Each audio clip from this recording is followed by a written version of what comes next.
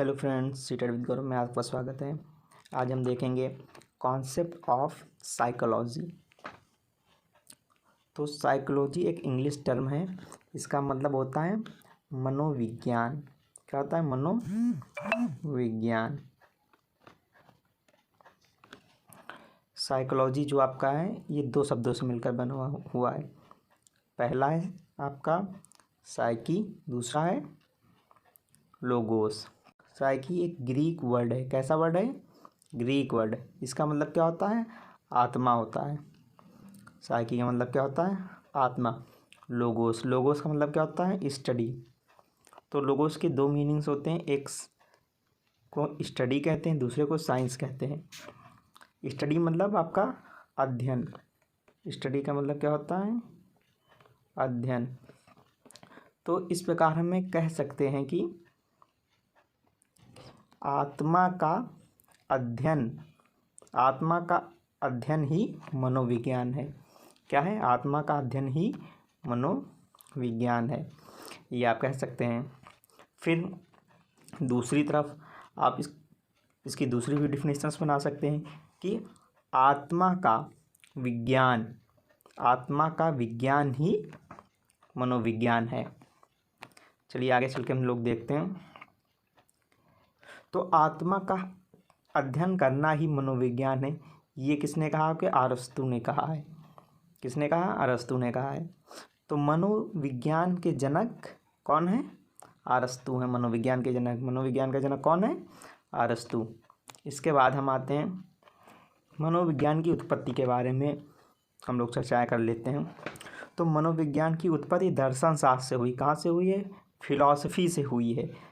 तो फिलॉसफी में हम लोग क्या अध्ययन करते हैं? फिलॉसफी में हम आत्मा का, परमात्मा, परब्रह्म आदि सब के बारे में हम अध्ययन करते हैं। जैसा कि आपने ऊपर देखा हुआ था कि मनोविज्ञान को आत्मा का विज्ञान माना गया है। तो ये किसने कहा है? गैरेट ने कहा है। इन्होंने मनोविज्ञान का वर्गीकरण किया है। आप देख सकते हैं, जैसा कि दो डिफिनीशंस यहाँ से आपकी क्लियर हो जाएंगी। एक तो है मनोविज्ञान को आत्मा का विज्ञान माना है। किसने माना आत्मा का विज्ञान? ये आपके गैरेट ने माना है। मनोविज्ञान को आत्मा का विज्ञान किसने माना है? गैरेट ने माना है। फिर दूसरी डिफिनीशंस क्या हुई अरस्तू द्वारा जो दी गई है? आत्मा का अध्ययन ही मनोविज्ञान है। ये आपका दूसरी डिफिनीशन है जो आपकी यहाँ से क्लियर हो गई। दूसरा, मनोविज्ञान के जनक कौन है? तो मनोविज्ञान के जनक आपके अरस्तू हैं। नेक्स्ट स्लाइड की ओर चलते हैं। रुडोल्फ गोइकल थे, जिनकी एक पुस्तक है। पुस्तक का नाम क्या है? साइकोलॉजिया। क्या है पुस्तक का नाम? है साइकोलॉजिया।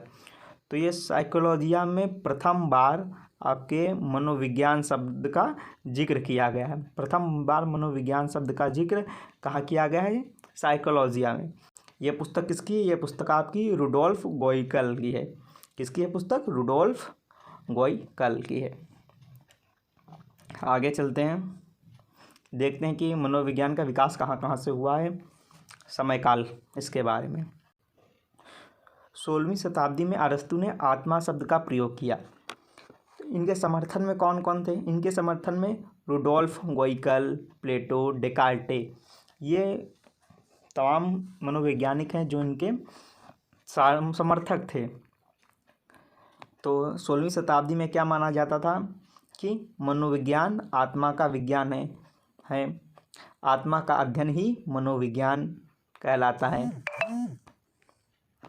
इसके बाद 17वीं शताब्दी आई। 17वीं शताब्दी में क्या हुआ? 17वीं शताब्दी में मनोवैज्ञानिक पोपोलॉजी जो कि इटली के थे, इन्होंने मनोविज्ञान को मन का विज्ञान माना। क्या माना है? मन का विज्ञान। आप मनोविज्ञान को डिवाइड करेंगे, जिसे कहते हैं आप संधि विच्छेद करेंगे, तो क्या होगा? मन प्लस विज्ञान।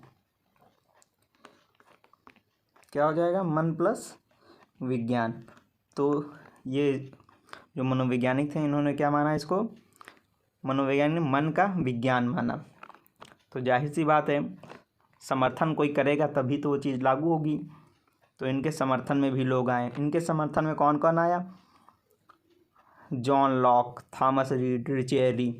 और यह धारणा 200 वर्षों तक चली, मनोविज्ञान को मन का विज्ञान, यह धारणा कितने वर्षों तक चली, 200 वर्षों तक। तो आपकी 3 डिफिनीशंस हो गई।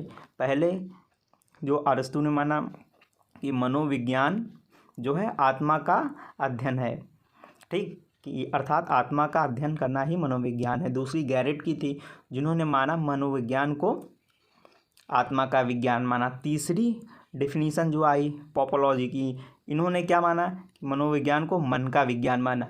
तो आपकी 3 डिफिनीशंस कंप्लीट हुई। इसके बाद 19वीं शताब्दी में विलियम वुंड ने मनोविज्ञान को चेतना का विज्ञान माना। किसका विज्ञान माना, चेतना का विज्ञान। इन्होंने क्या बताया कि मस्तिष्क की आंतरिक प्रक्रिया है, कि यह एक मस्तिष्क की आंतरिक प्रक्रिया है। इनके बारे में और फैक्ट देख लेते हैं। 1879 में विलियम वुंड ने लिप्जिग विश्वविद्यालय में मनोविज्ञान से संबंधी पहली प्रयोगशाला की स्थापना की। इन्होंने क्या किया, पहली प्रयोगशाला की स्थापना किया।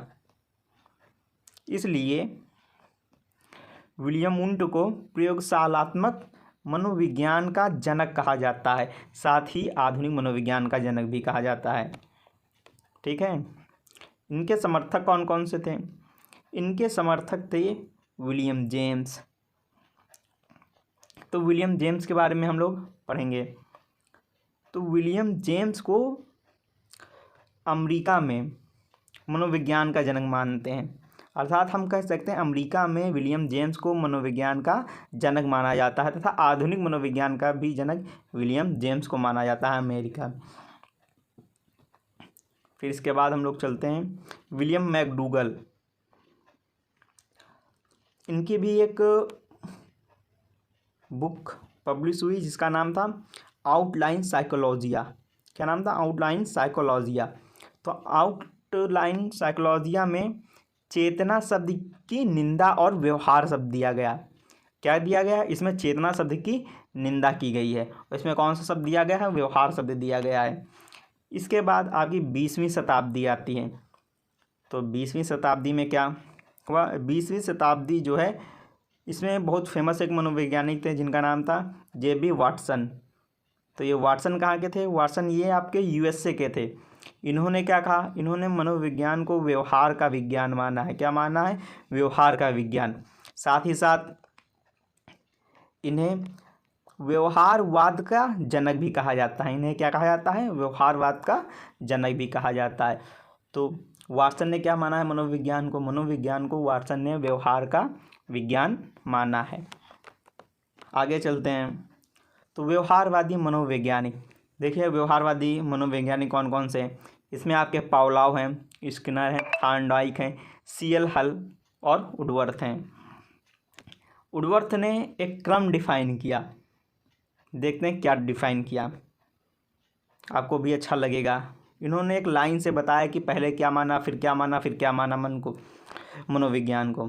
तो वुडवर्थ ने मनोवैज्ञानिकों के बारे में कहा है कि पहले मनोवैज्ञानिक ने आत्मा का त्याग किया, अर्थात जिन्होंने माना था कि मनोविज्ञान आत्मा का अध्ययन है, और फिर कुछ उसके बाद क्या माना था, मनोविज्ञान आत्मा का विज्ञान है।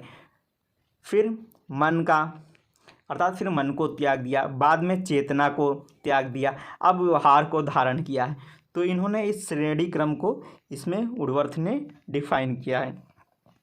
चलिए कुछ इंपॉर्टेंट चीज़ें देख लेते हैं बुक्स के बारे में, फिर आगे बढ़ते हैं। शिक्षा पर लिखी गई पहली पुस्तक, यदि आपसे पूछा जाए शिक्षा पर लिखी गई पहली पुस्तक कौन सी है, तो ये एमिल शिक्षा पर लिखी गई पहली पुस्तक है। फिर सेकंड पॉइंट है, साइकोलॉजिया में सर्वप्रथम मनोविज्ञान शब्द का प्रयोग किया गया। किस शब्द का प्रयोग किया गया, तो साइकोलॉजिया बुक में सर्वप्रथम मनोविज्ञान शब्द का प्रयोग किया गया। फिर आपका नेक्स्ट पॉइंट है, आउटलाइन साइकोलॉजिया में पहली बार व्यवहार शब्द का प्रयोग किया जाए। ये क्वेश्चन आ सकते हैं, आप लोग देख लीजिए। फिर थार्नडाइक की बुक के बारे में एक इसमें बताया गया है। थार्नडाइक की एक बुक है, कौन सी, एजुकेशन साइकोलॉजी। मनोविज्ञान के जनक कौन है, अरस्तु, जो कि अभी बताया है। आधुनिक प्रयोगशालात्मक मनोविज्ञान किसने दिया, विलियम वुंट के द्वारा ये सब दिया गया है। इसके बाद अमेरिका में मनोविज्ञान के जनक विलियम जेम्स हैं। इन्हें आधुनिक मनोविज्ञान के जनक की भी संज्ञा दी जाती है। आगे चलते हैं। अब बहुत सारे मनोवैज्ञानिक हैं, इन्होंने अपना अपना सुझाव दिया है, तो देखते हैं क्या है। वाटसन ने क्या कहा है कि मुझे 1 दर्जन बच्चा दे दो, मैं किसी को भी डॉक्टर, इंजीनियर, वकील या कुछ भी बना सकता हूँ। अथवा इन्होंने क्या कहा कि तुम मुझे 1 बालक दे दो, मैं उससे वह बना सकता हूँ जो बनाना चाहता हूँ। इसके बाद मैकडूगल आए, उन्होंने क्या कहा कि मनोविज्ञान व्यवहार व आचरण का विज्ञान है। मनोविज्ञान व्यवहार व आचरण का विज्ञान है, ये आपके मैकडूगल ने कहा। ये डेफिनेशंस इंपॉर्टेंट हैं जो कि एग्जाम में आती रहती हैं। सिगमंड फ्रायड, अब सिगमंड फ्रायड की भी कुछ परिभाषा है, इसे भी देख लीजिए। इन्होंने क्या कहा है कि मनोविज्ञान अचेतन मन का अध्ययन करने वाला विज्ञान है। क्या है, अचेतन मन का अध्ययन करने वाला विज्ञान है। स्किनर के अनुसार भी देख लीजिए, मनोविज्ञान व्यवहार व अनुभव का विज्ञान है। क्या है, मनोविज्ञान व्यवहार व अनुभव का विज्ञान है। आगे चलते हैं। क्रो एंड क्रो के अनुसार भी देख लीजिए, मनोविज्ञान मानव व्यवहार व मानव संबंधों का अध्ययन है। अब शिक्षा में मनोविज्ञान के बारे में हम अध्ययन करेंगे। शिक्षा मनोविज्ञान, तो शिक्षा मनोविज्ञान क्या है, व्यवहार का परिमार्जन करना। शिक्षा मनोविज्ञान क्या है, व्यवहार का परिमार्जन करना। आप मनोविज्ञान जानते हैं क्या होता है, व्यवहार का अध्ययन करना। इसके हिसाब से डेफिनेशंस देख लीजिए कि आखिर क्या होता है। बालक के व्यवहार में परिमार्जन करने के लिए व्यवहार का अध्ययन ही शिक्षा मनोविज्ञान है। अर्थात बालक के व्यवहार में परिमार्जन के लिए व्यवहार का अध्ययन करना ही शिक्षा मनोविज्ञान कहलाता है।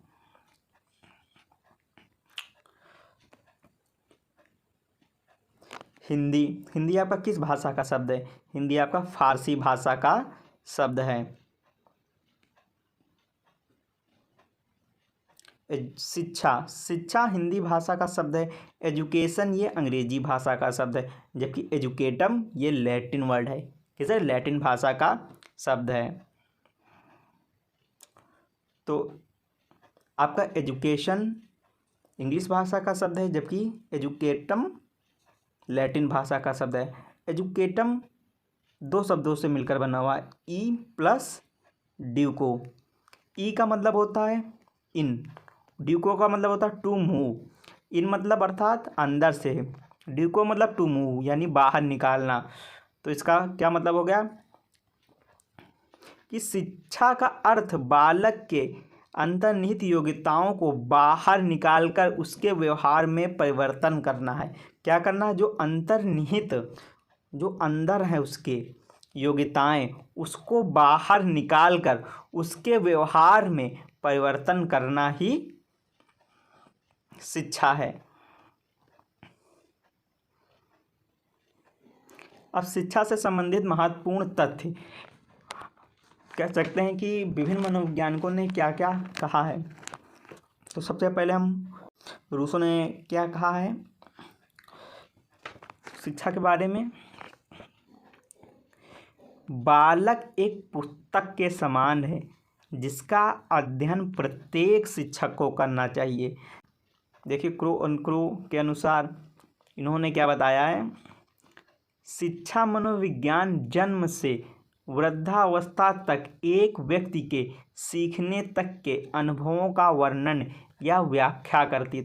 नेक्स्ट चलते हैं। फ्रोबल के अनुसार शिक्षा एक प्रक्रिया है जिसके द्वारा एक बालक अपनी जन्मजात शक्तियों का विकास करता है। तो फ्रोबल ने क्या बताया, शिक्षा एक प्रक्रिया है जिसके द्वारा एक बालक अपनी जन्मजात शक्तियों का विकास करता है। इसके बाद स्किनर के अनुसार भी हम लोग देख लेते हैं। स्किनर के अनुसार मनोविज्ञान शिक्षा का आधारभूत विज्ञान है। इन्होंने मनोविज्ञान को क्या बताया है, इन्होंने मनोविज्ञान शिक्षा का आधारभूत विज्ञान है बताया है। देख लेते हैं शिक्षा मनोविज्ञान की प्रकृति कैसी होनी चाहिए शिक्षा मनोविज्ञान की, या प्रकृति कैसे होती है शिक्षा मनोविज्ञान की। चलिए इसको भी देख लेते हैं। शिक्षा मनोविज्ञान की प्रकृति वैज्ञानिक है। इसमें नियम व सिद्धांत का प्रयोग किया जाता है। तो जो शिक्षा मनोविज्ञान की प्रकृति है वो वैज्ञानिक है, इसमें नियम और सिद्धांतों का प्रयोग किया जाता है। सेकंड देख लेते हैं। शिक्षा मनोविज्ञान व्यक्ति के व्यवहारात्मक पक्ष का शैक्षिक परिस्थितियों में अध्ययन करता है। थर्ड पॉइंट देख लेते हैं। इसके नियम व सिद्धांत सार्वभौमिक होते हैं। सार्वभौमिक अर्थात यूनिवर्सल होते हैं। इसके द्वारा भविष्यवाणी की जा सकती है, अर्थात शिक्षा मनोविज्ञान के द्वारा भविष्यवाणी की जा सकती है कि बच्चा कैसा, बालक कैसा बनेगा, कैसा है, भविष्य में वो क्या कर सकता है। नेक्स्ट स्लाइड की ओर चलते हैं। शिक्षा मनोविज्ञान का शिक्षक के लिए उपयोगिता। तो देख लेते हैं क्या है शिक्षक के लिए उपयोगिता शिक्षा मनोविज्ञान, यानी प्रत्येक अध्यापक को शिक्षा मनोविज्ञान के बारे में जानकारी होनी चाहिए। देखते हैं क्या क्या पॉइंट्स हैं। बालक को पहचानने में तथा स्वयं को पहचानने में। दूसरा पॉइंट क्या कहता है, शिक्षक के दृष्टिकोण को उन्नत व व्यापक बनाने में, बालकों के प्रति प्रेम व सहानुभूति इत्यादि भाव अपनाने में, बालक के चहुमुखी विकास के लिए शिक्षण विधियां अपनाने में सहायक। लास्ट पॉइंट देख लेते हैं। बालकों में अभिप्रेरणा तथा रुचि जागृत करने में सहायक।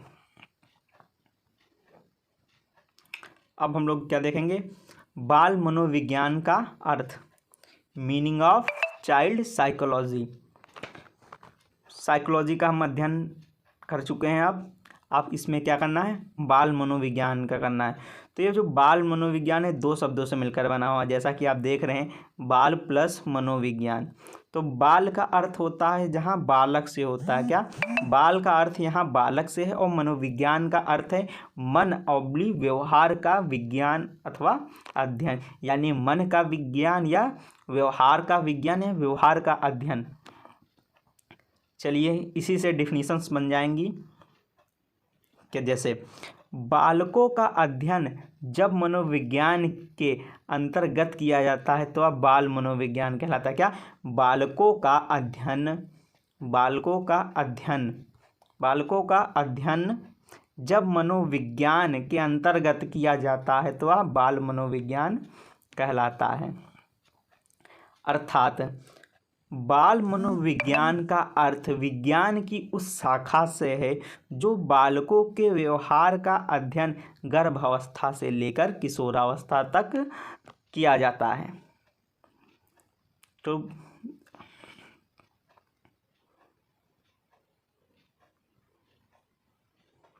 तो बाल मनोविज्ञान के जनक कौन हैं? आपके बाल मनोविज्ञान के जनक कौन है? बाल मनोविज्ञान के आपके जनक हैं पेस्टोलॉजी। कौन है बाल मनोविज्ञान के जनक? पेस्टोलॉजी। आधुनिक बाल मनोविज्ञान के जनक कौन है? William James. कौन है? William James. कुछ परिभाषाएं हैं, चलिए परिभाषाएं देख लेते हैं। क्रो एंड क्रो के अनुसार बाल मनोविज्ञान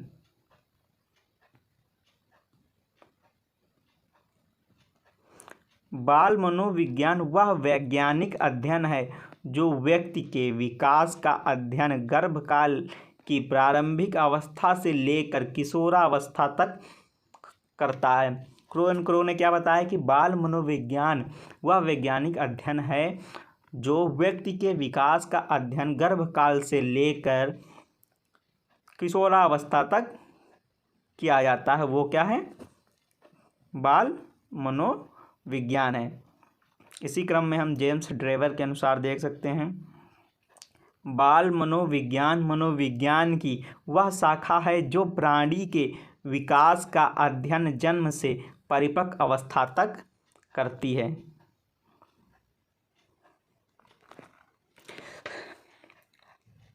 आइजनेक के अनुसार भी हम लोग देख लेते हैं, बाल मनोविज्ञान बालक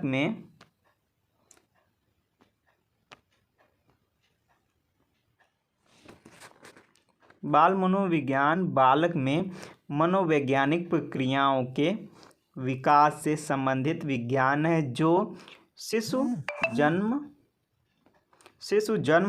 पूर्व, जन्म के समय, शैशवावस्था, बाल्यावस्था, किशोरावस्था और परिपक्वावस्था तक बालक के मनोवैज्ञानिक विकास प्रक्रियाओं का अध्ययन करता है।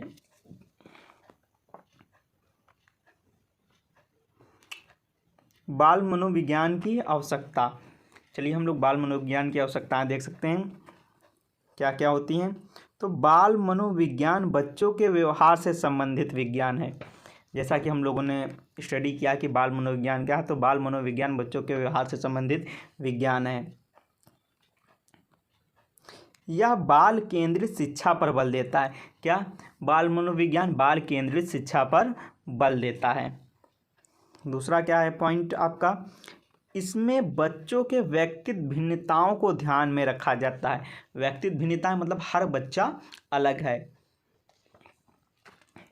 और हर बच्चा जब अलग है तो अलग तरीके से सोचता है, इसलिए शिक्षक को बाल मनोविज्ञान की जानकारी होनी चाहिए।